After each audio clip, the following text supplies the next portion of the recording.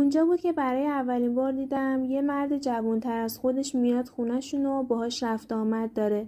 داشتم از تعجب شاخ در می‌آوردم. اما عمه بهناز خیلی خونسرد گفت با این آقا صیغه کردم و تو هم حقی نداری به کسی چیزی بگی. سلام، من حدیث هستم و اینجا داستان‌های واقعی از زندگی شما عزیزان رو روایت می‌کنم. برای شنیدن بهترین و جدیدترین داستان‌ها همین الان کانال من رو سابسکرایب کن. راستی از این که روی این ویدیو کلیک کردی خیلی خیلی از تو ممنونم. برگردیم به روایت داستان امروزمون. من سارینا هستم و 20 سالمه. توی یه شهرستان کوچیک به دنیا آمدم و زندگی کردم. پدر مادرم سختگیر سنتی هستن. ما 5 تا خواهریم و من دختر آخر خانوادم. اون جایی که ما بزرگ شدیم خیلی چیزها بد و عیب بود. ما خیلی از حرفا و نظرات اطرافیانمون میترسیدیم و برامون خیلی سنگین بود. تنها کسی که از این شهرستان رفته بود و کلاً از این خانواده بریده شده بود عمم بود، عمه بهناز. عمه من توی جوونی با یه مرد تهرانی آشنا میشه و بعد از داستان‌ها و کش و قوس‌های زیادی که داشتن با این آقا ازدواج میکنن. برای زندگی همیشه میره تهران. عمه یه پسر میاره و اولین بار که برمیگرده امیرارسلان کلاس اول دبستان بوده. یعنی تا اون سال خانواده طردش کرده بودن و نمیخواستن که باهاش رابطه داشته باشن. وقتی عمه و امیرارسلان اومدن من اونا رو برای اولین بار دیدم. شاید 4 یا 5 سالم بود. از دیدن زن سفیدی که موهای سرش رو بلوند کرده بود حسابی تعجب کرده بودم. خیلی هم عاشقش شده بودم. اما بهناز تنها زن فامیل بود که آرایش‌های غلیظ می‌کرد، یواشکی از مردا سیگار می‌کشید و کفشای پاشنه بلند پاش می‌کرد. من از همون وقت عاشق عمه شده بودم. وقتایی که توی خونه تنها بودم اداشو در می‌آوردم و باورم نمی‌شد که یه زن میتونه اینقدر قشنگ و زیبا باشه.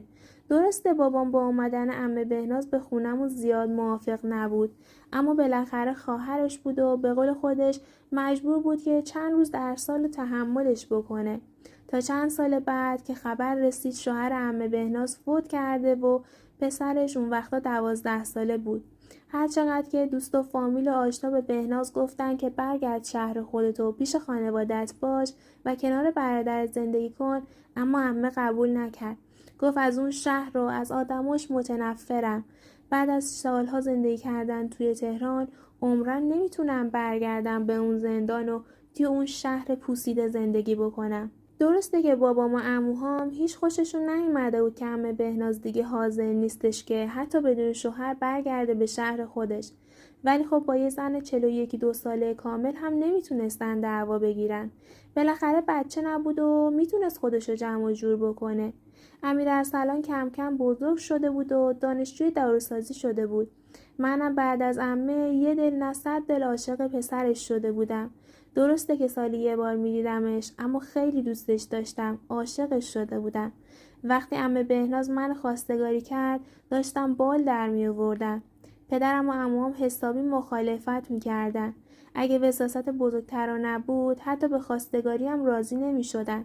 اما مادرم و زنموام گفتن اگه رضایت به خواستگاری و ازدواجشون ندیم شاید اونم مثل بهناز فرار بکنه و برای همیشه از دستش بدیم. بابام از ترس سرشکسته شدن بالاخره رضایت داد که عمه بیاد به خواستگاری من. بالاخره همه چی جفت و جور شد و عمه بهناز انقدر سر همه چی کوتاه اومد تا تونست رضایت پدر منو جلب بکنه. همه مراسما و عروسیامون توی شهرستان خودمون گرفته شد. من برای زندگی با عمه بهناز و امیرارسلان راهی تهران شدم. عمه یه خونه 3 طبقه خیلی خوب توی تهران داره. خودش طبقه اول میشینه، من طبقه دوم و طبقه سوم رو اجاره دادن. ارسلان دانشجوی دندونسازی و علاوه بر اونم کار میکنه. خیلی پسر خوب و آرومیه، آقا، مهربون، دست و دلباز. من بیشتر از گذشته عاشقش شدم. من به هر چیزی که میخواستم رسیدم.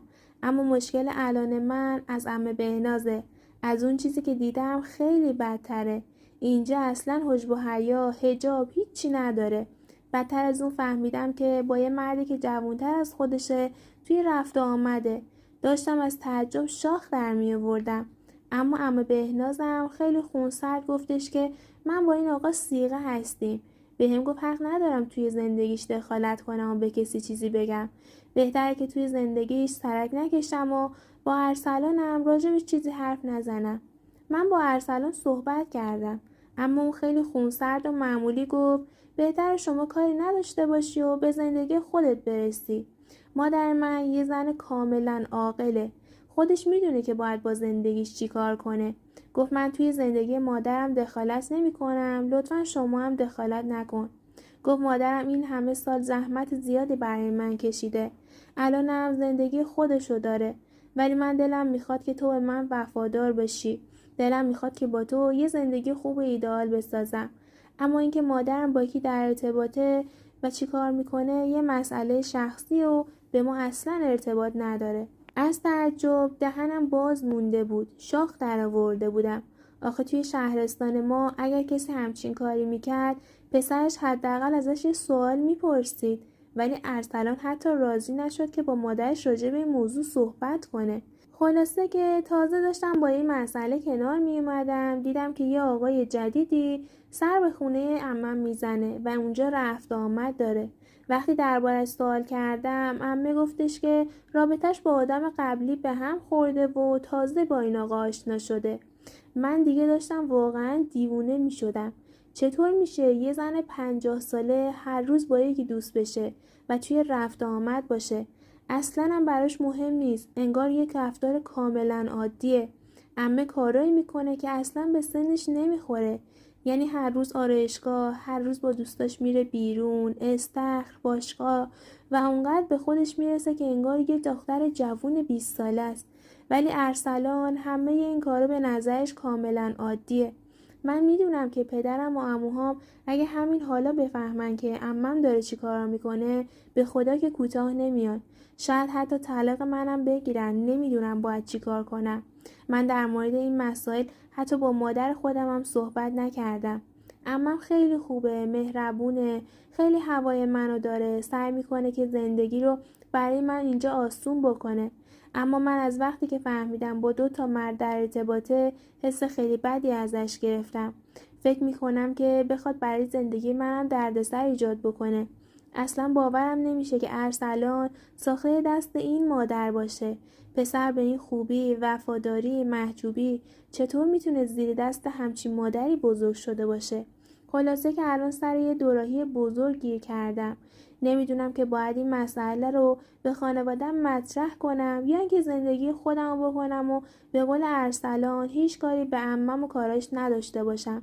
ممنون میشم اگه شما راه حلی دارید یا نظری دارید منو راهنمایی بکنید.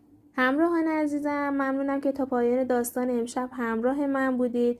لطفاً نظرات قشنگتون رو برام کامنت کنید، کانال رو سابسکرایب کنید و همچنین زنگوله رو فعال کنید تا بتونید از اولین و جدیدترین داستان‌های ما با خبر بشید و لذت ببرید.